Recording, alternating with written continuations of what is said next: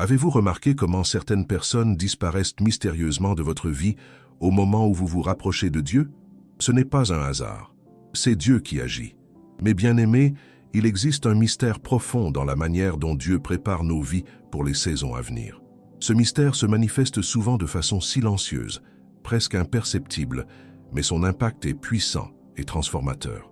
Aujourd'hui, je veux vous parler d'une vérité qui touche chacun d'entre nous, une vérité que le grand prédicateur Charles Spurgeon comprenait parfaitement lorsqu'il disait que Dieu est un jardinier divin qui taille nos vies avec précision et amour. Combien d'entre vous ont vécu cette expérience troublante? Vous marchez avec Dieu, vous priez davantage, vous lisez sa parole avec une fin nouvelle, et soudainement, des relations que vous pensiez solides commencent à s'effriter. Des amitiés qui semblèrent éternelles deviennent distantes. Des personnes qui occupaient une place centrale dans votre quotidien disparaissent progressivement, comme des ombres qui s'évanouissent à la lumière du jour. Cette réalité peut sembler déconcertante, voire douloureuse. Nous nous demandons si nous avons fait quelque chose de mal, si nous avons offensé quelqu'un sans le savoir, ou si nous sommes en train de perdre des bénédictions. Mais laissez-moi vous révéler quelque chose de profond. Ce que vous percevez comme une perte est en réalité une préparation divine. Dieu n'enlève jamais quelque chose de votre vie sans avoir l'intention de vous donner quelque chose de meilleur. Charles Spurgeon, ce prince de la prédication qui a touché des millions d'âmes, comprenait cette vérité fondamentale. Il enseignait que Dieu ne travaille jamais de manière hasardeuse dans nos vies. Chaque mouvement, chaque changement, chaque départ est orchestré avec une sagesse qui dépasse notre entendement humain. Spurgeon lui-même a connu des saisons où Dieu a éloigné certaines personnes de sa vie pour le préparer à un ministère plus grand, plus profond, plus puissant. La parole de Dieu nous enseigne dans le livre des Proverbes, au chapitre 4, verset 23, « Garde ton cœur plus que toute autre chose, car de lui viennent les sources de la vie. » Mes amis, garder notre cœur signifie aussi être vigilant quant aux influences qui l'entourent. Dieu, dans sa miséricorde infinie, agit comme un berger protecteur qui éloigne les loups déguisés en brebis, les influences toxiques camouflées en amitié sincère. Permettez-moi de vous poser une question qui pourrait bouleverser votre perspective. Et si les personnes qui partent de votre vie n'étaient jamais destinées à faire partie de votre avenir? Et si leur présence, bien qu'agréable ou familière, constituait en réalité un obstacle à ce que Dieu veut accomplir en vous et à travers vous? Je vois tant de croyants qui s'accrochent désespérément à des relations que Dieu essaie délicatement de retirer de leur vie. Ils pleurent, ils supplient, ils font tout leur possible pour maintenir ces connexions, sans réaliser qu'ils résistent à l'œuvre même de Dieu. C'est comme si un patient refusait l'intervention chirurgicale nécessaire par peur de la douleur temporaire, ignorant que cette intervention pourrait lui sauver la vie. L'apôtre Paul nous rappelle dans la deuxième épître aux Corinthiens, chapitre 6, versets 14 à 15, « Ne vous mettez pas avec les infidèles sous un joug étranger. Car quel rapport y a-t-il entre la justice et l'iniquité? Ou qu'y a-t-il de commun entre la lumière et les ténèbres? » Ces paroles ne sont pas une invitation à l'isolement, mais un appel à la sagesse relationnelle. Dieu nous appelle à discerner qui peut marcher avec nous dans la saison où il nous conduit. La vérité que je dois vous transmettre aujourd'hui est celle-ci. Dieu éloigne certaines personnes de votre vie, non pas pour vous punir, mais pour vous protéger et vous préparer. Il le fait silencieusement, sans fanfare, sans drame, parce qu'il est un Dieu d'ordre et de paix. Il ne crée pas de conflits inutiles, mais il arrange les circonstances de manière à ce que les séparations nécessaires se produisent naturellement. Pensez à la vie de Joseph dans le livre de la Genèse. Dieu a dû l'éloigner de ses frères, de la maison de son père, de tout ce qui lui était familier, pour le préparer à devenir le sauveur d'une nation. Si Joseph était resté dans l'environnement toxique de ses frères jaloux, il n'aurait jamais atteint sa destinée. Dieu a utilisé même la trahison et l'injustice pour le positionner là où il devait être. Aujourd'hui, je veux vous parler de 5 types de personnes que Dieu éloigne silencieusement de votre vie lorsqu'il vous prépare pour plus. Ces révélations vont vous aider à comprendre ce que vous vivez actuellement, à trouver la paix dans les départs que vous ne comprenez pas et à faire confiance au processus divin de préparation. Comprenez bien ceci, Dieu n'est pas cruel, il est stratégique, il n'est pas négligent, il est intentionnel. Chaque personne qui sort de votre vie libère de l'espace pour que quelqu'un d'autre, quelqu'un de mieux aligné avec votre appel, puisse entrer. Chaque relation qui se termine ouvre la porte à de nouvelles connexions divines qui vous propulseront vers votre destinée. Si vous vous sentez seul en ce moment, si vous avez l'impression que tout le monde vous abandonne, si vous regardez autour de vous et constatez que votre cercle social a considérablement diminué, je veux que vous sachiez quelque chose d'important. Vous n'êtes pas seul. Dieu est avec vous. Et ce que vous vivez n'est pas un abandon, c'est un alignement. Dieu est en train d'aligner votre vie avec sa volonté parfaite. Si ce message touche votre cœur, je vous invite à vous abonner à cette chaîne. Nous sommes une communauté de croyants qui marchent ensemble vers une compréhension plus profonde des voies de Dieu. Et si vous voulez approfondir votre intimité avec le Seigneur, j'ai préparé un guide qui pourrait transformer votre vie spirituelle. Notre e-book 21 jours pour restaurer votre intimité avec Dieu est disponible dans le lien du premier commentaire épinglé. Ce n'est pas simplement un livre, c'est un compagnon de voyage vers une relation plus profonde avec votre Créateur. La première catégorie de personnes que Dieu éloigne de votre vie, ce sont les vampires émotionnels. Vous savez de qui je parle. Ces personnes qui drainent votre énergie spirituelle chaque fois que vous êtes en leur présence. Après une conversation avec elles, vous vous sentez épuisé, vidé, comme si quelqu'un avait aspiré toute votre joie et votre paix. Ces individus ont une capacité extraordinaire à transformer chaque conversation en une session de plaintes interminable. Ils ne cherchent jamais de solution, seulement de la sympathie. Ils ne veulent pas de conseils, seulement une audience pour leur drame perpétuel. Leur vie est un cycle sans fin de problèmes qu'ils refusent de résoudre, et ils veulent vous entraîner dans ce tourbillon de négativité. La Bible nous met en garde contre de telles influences.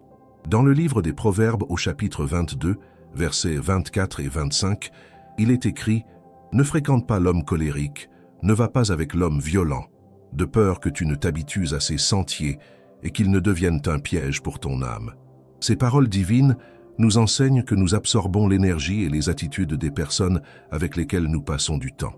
Lorsque Dieu vous prépare pour une nouvelle saison, il a besoin que votre esprit soit libre, dégagé, capable de recevoir ses instructions clairement. Comment pouvez-vous entendre la voix douce et subtile du Saint-Esprit si votre esprit est constamment bombardé par les complaintes et les négativités d'autrui?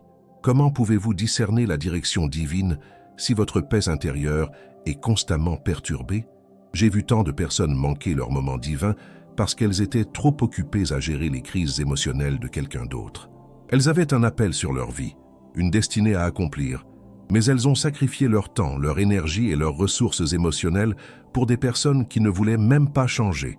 Dieu, dans sa sagesse infinie, commence à créer une distance entre vous et ces vampires émotionnels. Peut-être remarquez-vous qu'ils ne vous appellent plus aussi souvent. Peut-être que vos emplois du temps ne correspondent plus. Peut-être qu'ils ont trouvé quelqu'un d'autre sur qui déverser leurs problèmes. Ne le prenez pas personnellement. Reconnaissez-y la main de Dieu qui vous libère.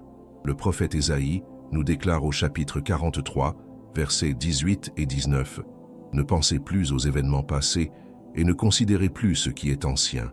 Voici, je vais faire une chose nouvelle sur le point d'arriver. Ne la connaîtrez-vous pas? Je mettrai un chemin dans le désert et des fleuves dans la solitude. » Dieu veut faire du nouveau dans votre vie, mais vous devez lâcher l'ancien. La deuxième catégorie de personnes que Dieu éloigne, ce sont les critiques chroniques. Ces individus qui trouvent toujours quelque chose de négatif à dire sur vos projets, vos rêves, vos aspirations. Ils se présentent comme des réalistes, mais en vérité, ce sont des tueurs de vision. Chaque fois que vous partagez une idée que Dieu a mise dans votre cœur, ils trouvent 1000 raisons pour lesquelles cela ne fonctionnera pas. Ces personnes opèrent sous le déguisement de la prudence et de la sagesse, mais leur véritable nature est révélée par le fruit qu'elles produisent dans votre vie. Après avoir parlé avec elles, vous vous sentez découragé, vous doutez de vous-même, vous remettez en question ce que Dieu vous a clairement montré. Ils plantent des graines de doute là où Dieu a planté des graines de foi. Rappelez-vous l'histoire des 12 espions envoyés par Moïse pour explorer la terre promise dans le livre des Nombres au chapitre 13.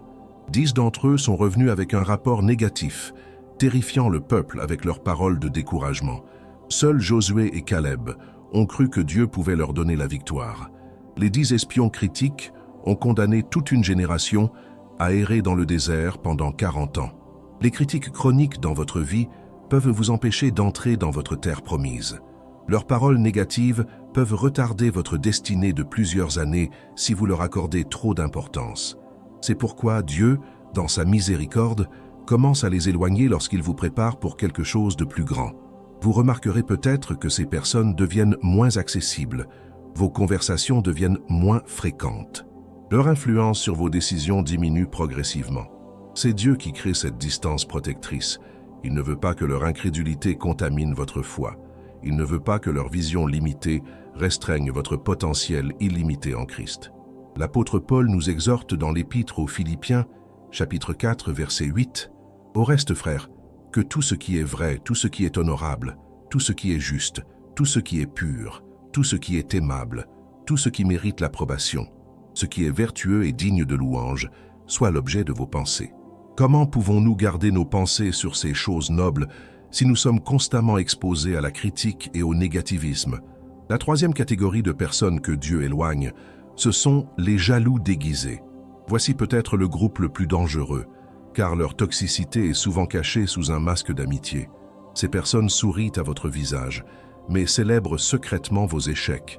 Elles vous félicitent en public, mais murmurent contre vous en privé.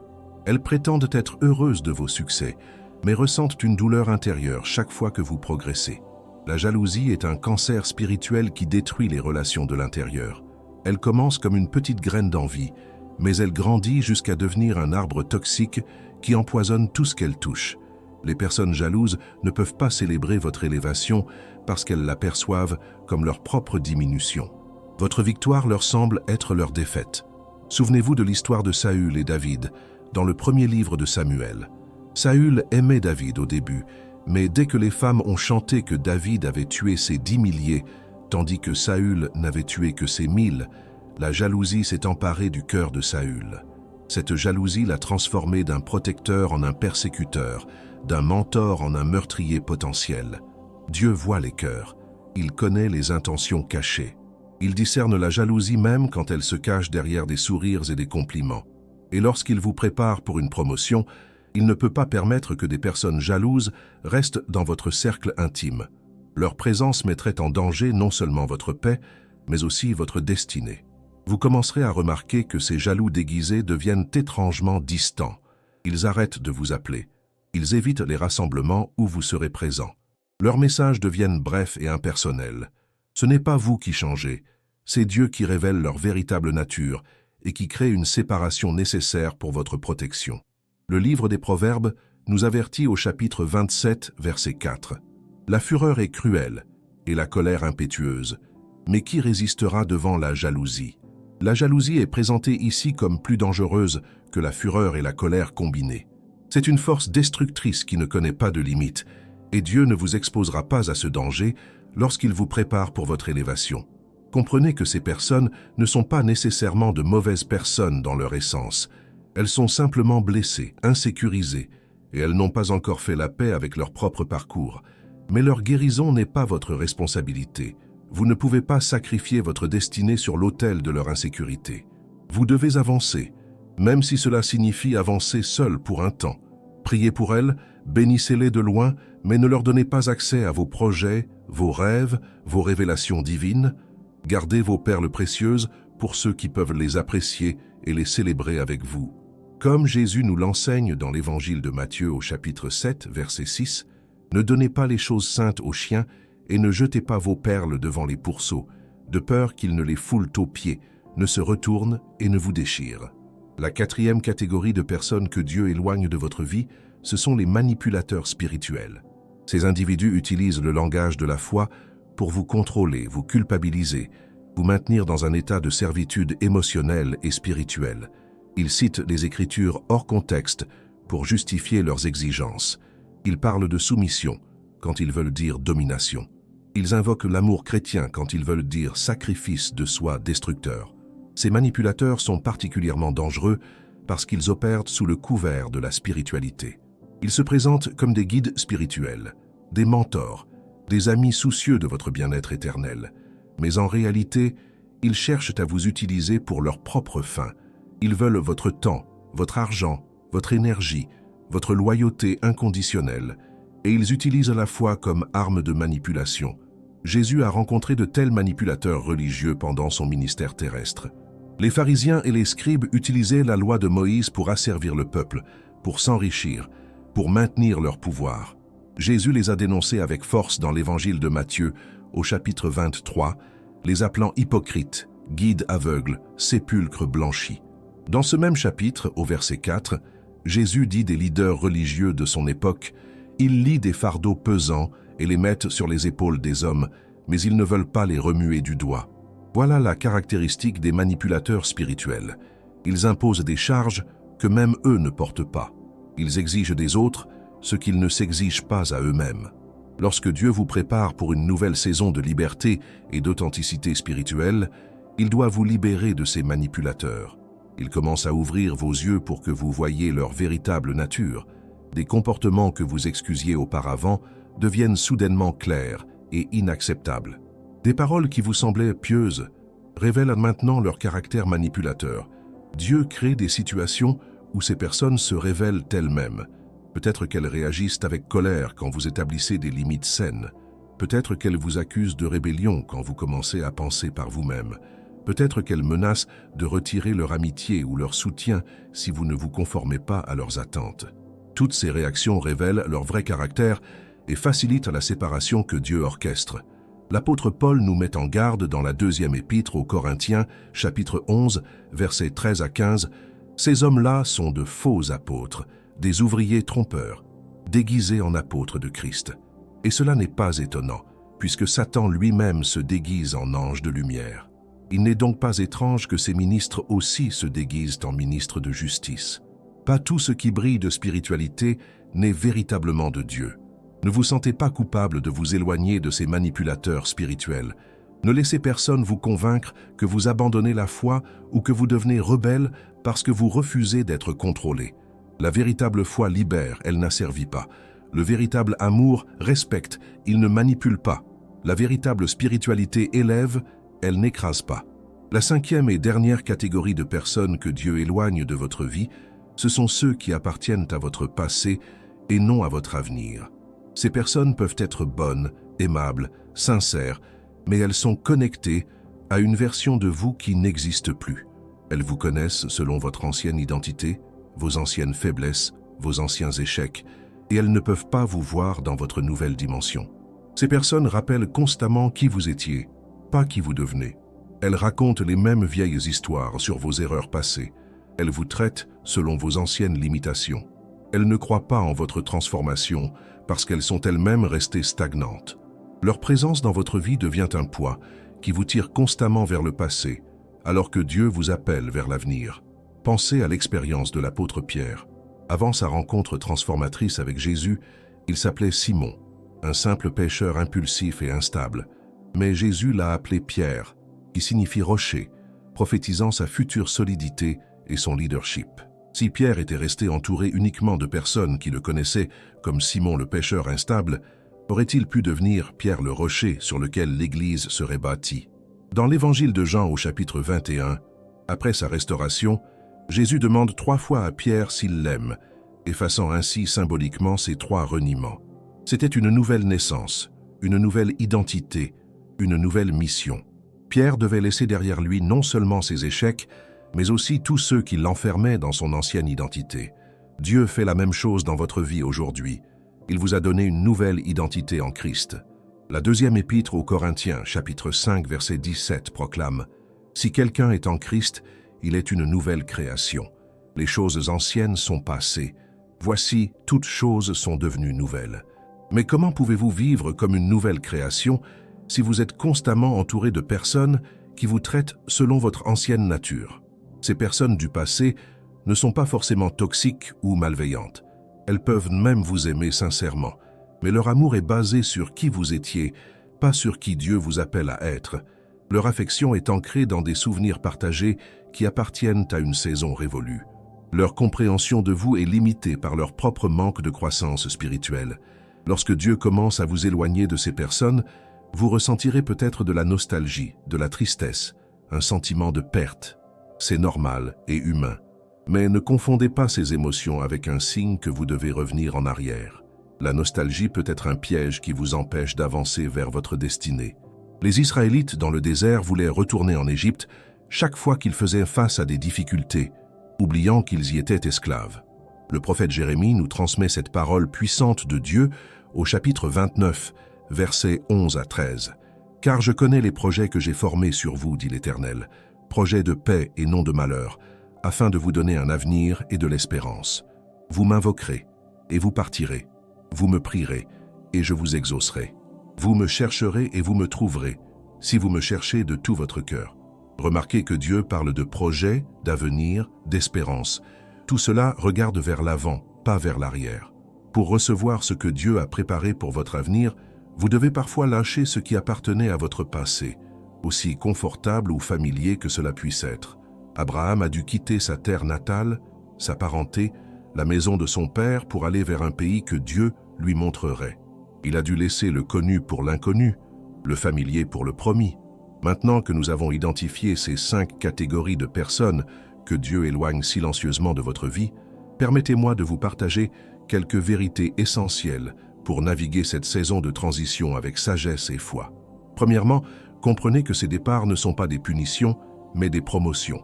Dieu ne vous retire pas quelque chose par cruauté, mais par amour stratégique. Il fait de la place pour de meilleures connexions, des relations plus saines, des amitiés qui vous propulseront vers votre destinée. Deuxièmement, ne résistez pas au processus. J'ai vu trop de croyants s'accrocher désespérément à des relations que Dieu essayait de retirer de leur vie. Ils supplient, ils pleurent, ils font tout leur possible pour maintenir ces connexions, sans réaliser qu'ils luttent contre Dieu lui-même. Quand Dieu ferme une porte, n'essayez pas de l'enfoncer. Quand il coupe un lien, ne tentez pas de le renouer. Faites confiance à sa sagesse supérieure. Le livre des Proverbes au chapitre 3, versets 5 et 6 nous exhorte « Confie-toi en l'Éternel de tout ton cœur et ne t'appuie pas sur ta sagesse. Reconnais-le dans toutes tes voies et il aplanira tes sentiers. » Votre compréhension est limitée, mais la sagesse de Dieu est infinie. Ce que vous percevez comme une perte pourrait être votre plus grande libération. Troisièmement, utilisez cette saison de solitude pour approfondir votre relation avec Dieu. Souvent, Dieu éloigne les gens de votre vie parce qu'il veut avoir votre attention exclusive. Il veut vous parler sans interférence. Il veut vous révéler des choses qu'il ne peut pas partager en présence de certaines personnes. La solitude n'est pas un abandon, c'est une invitation à l'intimité divine. Pensez à Jésus qui se retirait régulièrement dans des lieux solitaires pour prier. Pensez à Moïse qui a passé 40 ans dans le désert avant que Dieu ne l'appelle à délivrer Israël. Pensez à Paul qui, après sa conversion, est allé en Arabie pendant 3 ans avant de commencer son ministère public. Ces périodes de retrait n'étaient pas des pertes de temps, c'étaient des préparations essentielles pour les missions à venir.